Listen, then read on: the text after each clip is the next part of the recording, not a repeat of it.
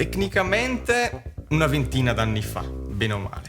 Ufficialmente una decina d'anni fa. Io ho finito gli studi e essendo io batterista, quindi musicista, ho sempre mischiato musica ed elettronica alla ricerca di un qualcosa che alla fine non esisteva. Cioè io volevo fare, quando ero giovane, una cosa che mi piacesse. Mi piaceva l'elettronica e la musica.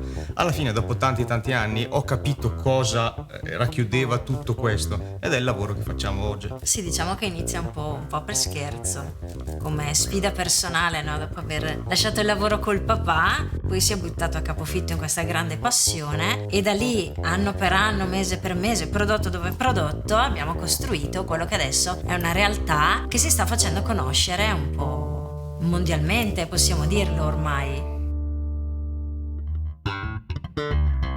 Io ho sempre voluto fare prodotti innovativi, diversi e anche tecnologicamente differenti. Questo porta a un prodotto finale diverso dagli altri, con caratteristiche sia soniche che prestazionali molto differenti rispetto a quello che è lo standard. Tipo, un amplificatore per chitarra deve essere fatto così.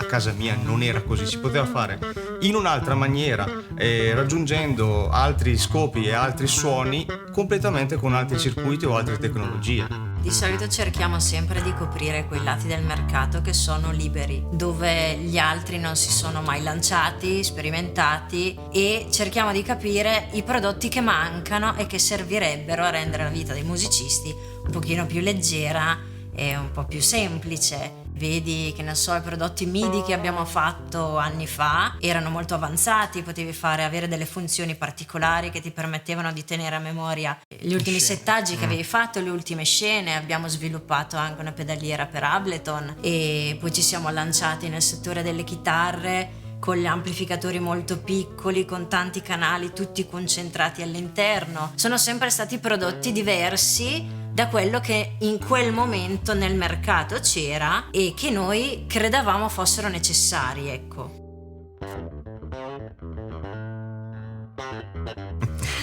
Sì, anche se in passato siamo stati additati tante volte, semplicemente perché eravamo molto giovani. Sì, sono fatti completamente a mano e tutti i processi produttivi sono nel tempo portati quanto più all'interno della ditta. Per esempio, lei si occupa di tutto i disegni dei circuiti stampati, i disegni delle carpenterie, quindi i ferri, gli chassis, e le grafiche, anche in generale la parte estetica anche col team. La mia funzione è quella di tirare assieme uno schema funzionante, apportare modifiche, fare tutto quello che è la taratura fatta a mano, sì, perché tutti i pezzi che arrivano all'interno della nostra ditta o che produciamo all'interno della ditta vengono saldati a mano. Noi mettiamo tutti i componenti sopra le schede e poi li saldiamo in un bagno di stagno. Tutte le saldature sono uguali, hanno la stessa risalita e soprattutto la stessa durata nel tempo. Noi facciamo tutti i test di tenuta, di vibrazioni, le macchine non si devono rompere.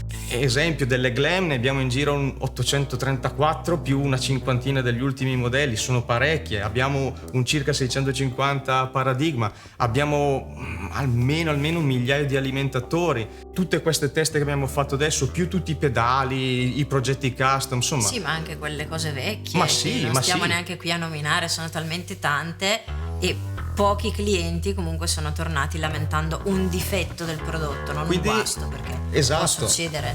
Tutto perché in 20 anni di lavori io ho fatto riparazioni dal primo giorno fino a qualche mese fa. Ora non le facciamo più perché non c'è proprio il tempo fisico, però ho fatto migliaia di riparazioni, ho riparato qualsivoglia strumento. La riparazione non è tanto essere bravi a far funzionare la cosa, ma imparare dall'errore di un altro.